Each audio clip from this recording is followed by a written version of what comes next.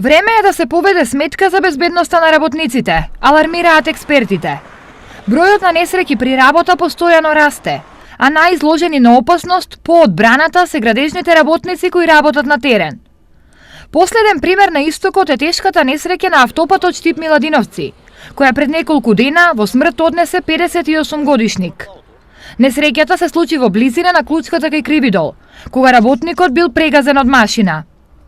Точната причина за тоа како дошло до несреќата ќе ја утврди полицијата, но градежниците потенцираат дека на овој потек се работи во небезбедни услови. Само да излезете на улица било каде да погледнете, ќе видите многу градилиште, еве сега од некој Штип кога доаѓав, градилиштето на јавниот пат надвор што е, кога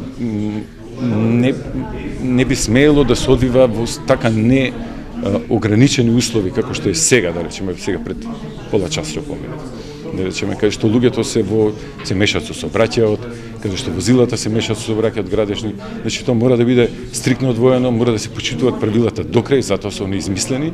Освен овде, несреќи на работа во градежниот сектор се случуваат и при ископи на канали. Во еден процес на прекопување на улица, постои опасност уште на почеток да загине некој додека се копа еден канал. Во Македонија, јас кога сум следел, сум можел да следам нешто, сум призабележал некои години по 10 души имаат загинато во Македонија од, како се вика, од несреќен случај на затрупување на канал. Тоа е еден основен недостаток на еден, да речеме, проект и изведба. Инаку, според последните податоци на Македонското здружение за заштита при работа, за една година на истокот се запишани 7 повреди на работно место и 2 смртни случаи.